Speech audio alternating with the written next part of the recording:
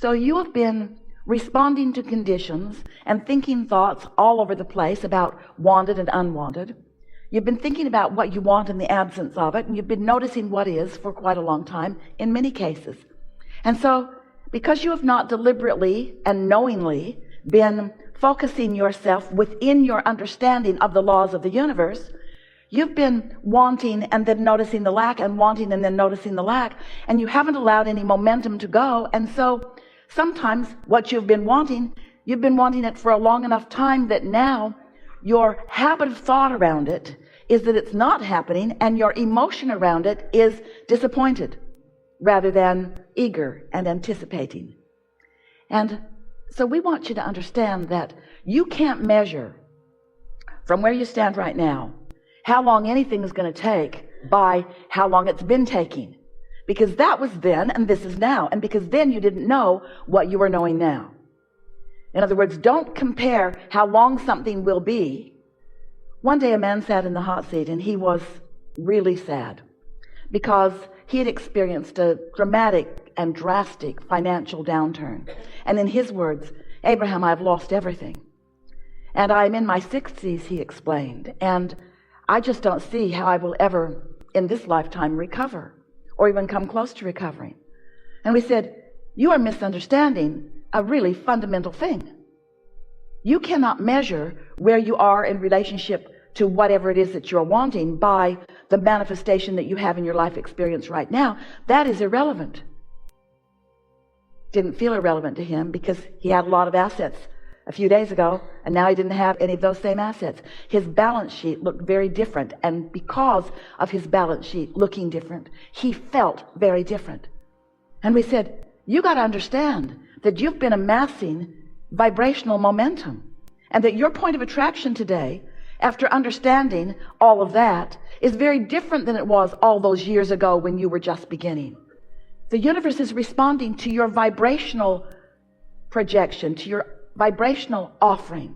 And you can stand here and let this circumstance that has happened to you, you can let it be the reason that you think the thoughts you think, and therefore project the vibration that you project, and therefore accomplish the point of attraction that you can accomplish. And you're right, it won't be in this lifetime that anything begins to turn around for you. Or you can stand in the vibration that you have accumulated. You can be and experience the momentum that you've been gathering, and it can turn around fast." And he could hardly believe what he was hearing from us, because he couldn't get his thoughts around the idea that something that had taken him so much of his life to accomplish could now be accomplished in a very short period of time, because it isn't about time, it's about alignment. It is not about time. It's not about anything other than what you are doing with your vibrational alignment. It is simply what you are doing with your beliefs in relationship to your desires. When you desire something that you believe, there's no time between the vibrational accomplishment of it. But when you want something and you doubt it, there's as much time as you continue to doubt it. Sometimes people will say, "Well, how long will it take me to get from where I am to where I want to be?" And we say, "As long as it takes you to stop doubting and start believing." And they say, "Well, how long will that take?" "As long as it takes you to stop doubting and start believing." Well, how long does that take? "Well, it takes as long as it takes for you to stop doubting and start believing." Well, how long does that take? And we say it's really a variable. But it has to do with how conditioned you are at focusing on what is, and how willing you are to focus upon the vibrational what is. You've got to stop just looking around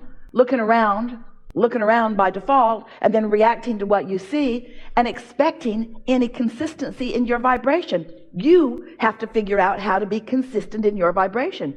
You have to decide, and you have to practice, and you have to become good at, a master at, offering a vibration that feels good even when the condition hasn't changed. You have to stop letting your vibration be about what is. You have to begin to find a way to let your emotions travel down the path of how you want to feel. You cannot control the conditions around you. And the harder you try to control the conditions, the more you give up your life for something that never gets you anywhere. In other words, there's a way easier way to go about it.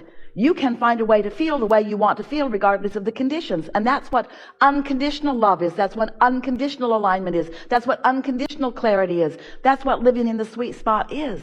That's what practicing the art of allowing is. That's what being in the sweet spot and watching what feels to others like the magic of the universe swarming around you and providing for you this perfect ride. What do you want to talk about? Hello. So, the thing that I struggle with now is that there's so much I want to do. If you could get a glimpse into your vortex, you would realize what an understatement that is. But what happens is, as you then just work to get into that receiving mode, that vortex and law of attraction will deliver it to you in a perfect unfolding. You don't have to be the one that figures out the order of things or the how or the where or the when or the who. Just get in the receptive mode and let what you've put in there occur to you. Yeah. So another thing I was kind of curious about is, I know there's power in gratitude, and I feel really aligned. There's not nearly as much power in gratitude as there is in appreciation. Okay. Tell others. Gratitude has mixed in the vibration what you've overcome. Appreciation is pure. Big difference. Big vibrational difference. It's the difference between compassion and empathy. It's that big of a difference. Can you explain that a little more? I'm not understanding. While it's not always true, most people, when they say, I'm grateful for something, they are grateful that they've overcome something. Sure. And what they have overcome is still active in their vibration, so there is resistance in it. It's like homesickness. That's where home makes you sick.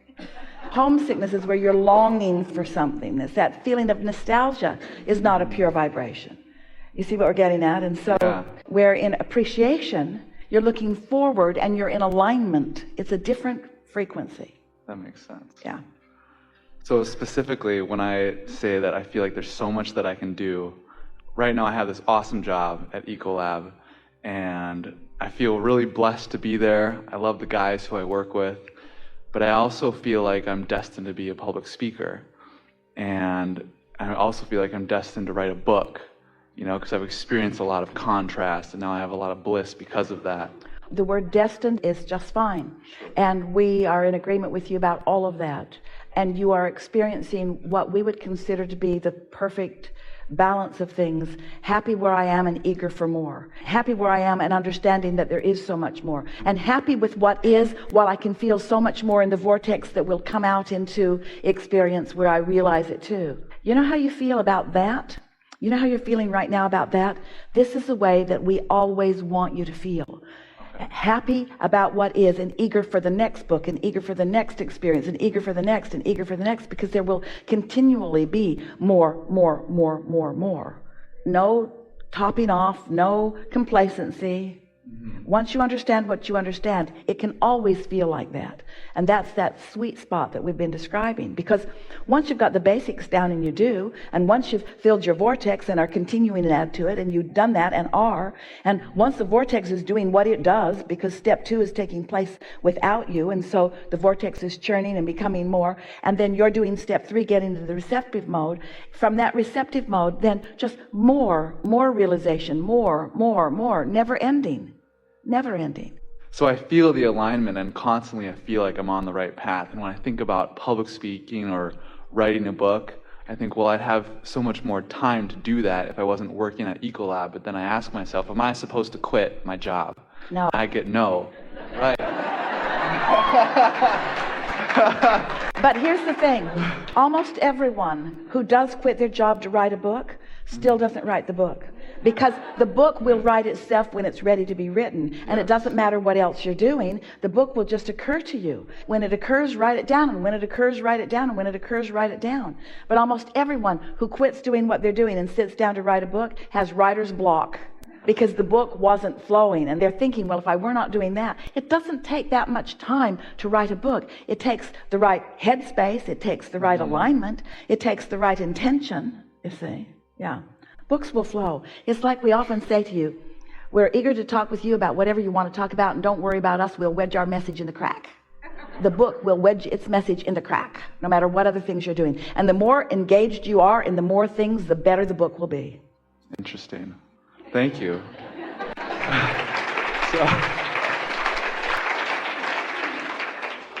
Part of the confusion comes from, I want to know if I'm supposed to pick, right? So I know that I'm not supposed to quit my job. I've gotten that answer. Well, of course you're supposed to pick, but here's what picking feels like. It feels like, yes!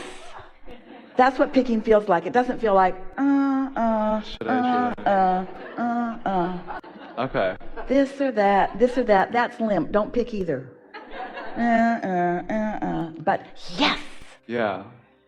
Like I know it's supposed to happen, but I feel like I'm waiting for something. Nothing is supposed to happen, but the reason that you're using the words supposed to happen is because you can feel what you put into the vortex coming in. You can feel what you've added to it. Your vortex is calling you, and that's why you have that feeling. The vortex is getting ready for you, and as you're getting ready to be in the receptive mode, it will occur, and no one could talk you out of it. The conversation would go something like this. Abraham, I've got this book that is just blasting through me, and I so want to do that, and so I'm going to quit my job. And we would not have said a word. We wouldn't have said, no, don't quit your job. Same question, but a very different answer because a very different vibration is going on. Okay. Jerry and Esther have a friend from a long time. His name is Alan Cohen. He's a wonderful author. And he wrote a book called Why Your Life Sucks and What to Do About It.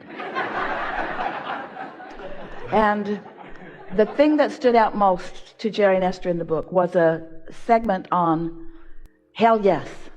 And what he said was, if it's not a hell yes, it's a hell no. But yes. And that's that receptive mode. That's that being in the receptive mode where it's really flowing. Because if you're in the receptive mode and the energy is flowing, then your decisions have power and energy and satisfaction. But if you're trying to talk yourself, if you've got this long list of pros and cons, or you're comparing between this and this and this and this and this, there's not energy behind it. And so in those cases, you could pick anything and it would be the same amount of mediocrity. Or you could tune yourself in and follow your hell yeses, you see. And when you think about it, so you can apply that to almost anything, to furthering of your career, to satisfying your reason for being here, to whether to go have dinner with someone or not. In other words, if it feels like, yes, go. If it doesn't, then say, catch you later. That's how I ended up here, actually. It was spontaneous. We drove from Minneapolis, and I was just kind of debating whether I should go or not, whether it was meant to be, and it was Saturday, and I kind of wanted to go meant to be. Nothing is meant to be. There's a whole lot that's meant to be in the vortex, but meant to be when? That yes means meant to be now. Right. That means something meant to be now, but nothing is meant to be other than what you mean it to be. In other words, nobody's meaning it to be for you. We're not sitting around, let's put some meant to be's in his vortex. You put them all there. Let's wake this guy up. He's missing all the meant to be's. Yeah. Not like that at all. What happens is there's a whole lot that is meant to be by you. A whole lot that is meant to be by you that you meant to be before you even got into this body, and you've meant to be since you've got into this body, and it is growing, and the harmony of it is staggering. There is so much that is meant to be.